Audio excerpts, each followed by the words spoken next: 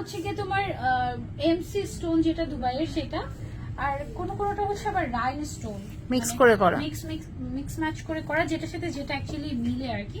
পিঙ্কের মধ্যে এটাতেও একটা শেড পেয়ে গেলাম আমরা, দেখো মাশাআল্লাহ। আর পিঙ্কের শেডগুলো অনেক সোভার শেড আসছে, মানে উল্টা পাল্টা কোনো পিঙ্ক আসেনি। আমার তো সব পিঙ্কই পছন্দ, সত্যি কথা যেটা, মানে পিঙ্ক একটা হলেই হলো, এরকম একটা ব্যাপার। মানে পিঙ্ক যদি আমাকে মনে করো ঘুমের মধ্যেও কেউ যদি একটু পিঙ্ক কালার দেখায় আমি খুশি হয়ে যাবো, এরকম টাইপের। পিঙ্কে তোমাকে সুন্দর লাগে মাশাআল্লাহ।